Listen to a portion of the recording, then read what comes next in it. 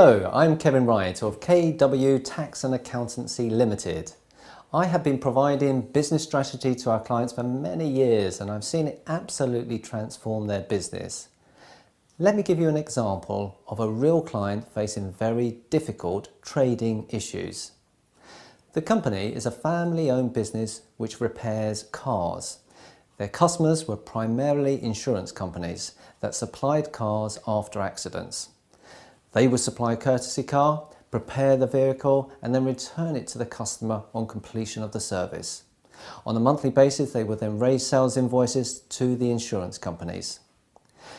Now, this client was referred to me by one of my clients that I have been providing business strategy, accounting and tax planning advice for many years. Well, what were the issues they were facing? Turnover was stagnant and was starting to fall. They had serious cash flow problems and they were tied into a lease for another 4 years.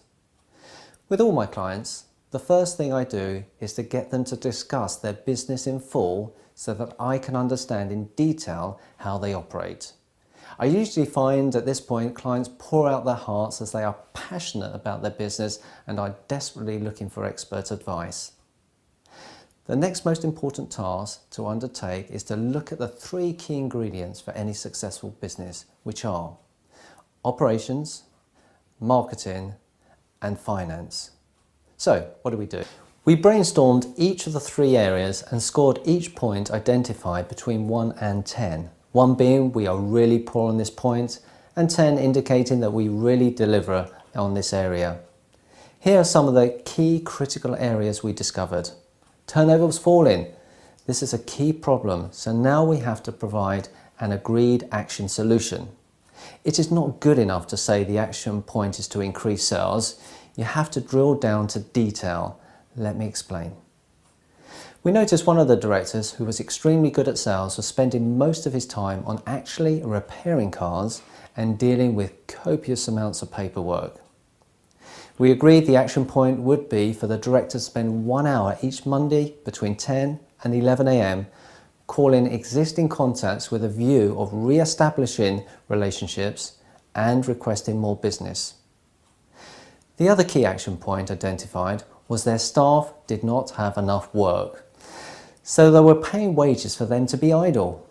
We wanted to keep the skilled labour for future growth, so we agreed to temporarily reduce all their hours until the turnover increased again.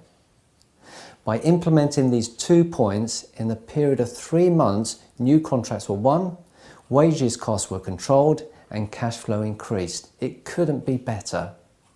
So let me summarise the strategic action plan.